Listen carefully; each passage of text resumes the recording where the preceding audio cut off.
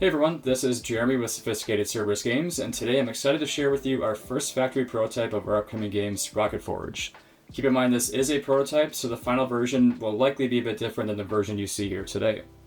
Sprocketforge is a tactile engine builder in which you build up your factory by enchanting gears, which you then use to produce mana to complete orders and earn points and other rewards.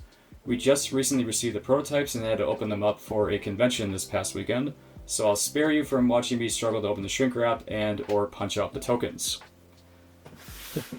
First off, here's what the box looks like. There's the cover.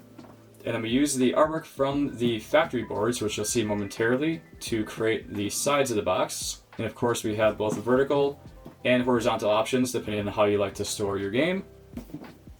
And then there is the back of the box. It has all the standard information you'd like to see, such as a description, table shot, and player count and time. Inside the box you will find a custom insert to store the gears and other components, along with a lid to keep things from flying around. I'll start off by showing the factory boards, which are dual layer with recessed areas for mana storage as well as holes for the gears. There are 5 different player boards and factions to choose from each game, each with their own color scheme and theme.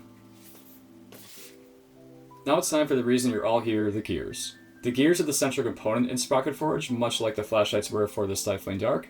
They are placed on the player board and enchanted by placing these tiles in them to represent their production. There are 30 enchantments in the game, and while these are currently one-sided, they will be double-sided in the final version of the game for more advanced variation. You can also upgrade your gears by placing these upgrade tokens in them. There are 3 different types of upgrades, and each of them has a different production bonus they grant you, but they are a limited resource, so you have to make sure you grab those before they run out. Whatever is in the bottom sector of each gear is what will produce when players take the produce action. In this example, I will get 3 waters, a fire, and an earth mana, as well as an order from this upgrade. This upgrade has nothing in the bottom sector, so I won't get anything from that upgrade. If I choose to rotate my gears and produce next turn, I will end up getting nothing from these 2 enchantments, but I will get a fire, a water, and an earth mana, and I'll get an order from this upgrade, and nothing from that upgrade. I'll save the specifics for a future video, but hopefully that gives you a quick overview of how gears work, since those are the central components in this game. Now it's time to move on to the cards, starting with order cards.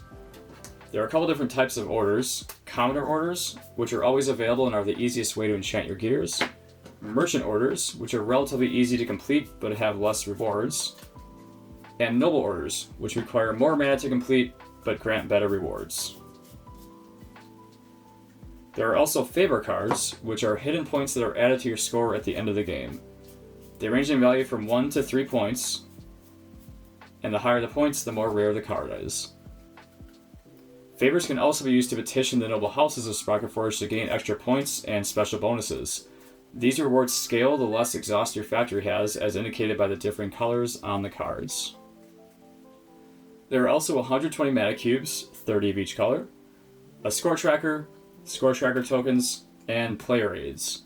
You'll notice there was no rulebook, which is because that is still in the process of being finalized, but don't worry, there will be a rulebook in the final version of the game. That wraps up our unboxing video. Keep an eye out for more videos to come now that we have prototypes, and thanks for watching.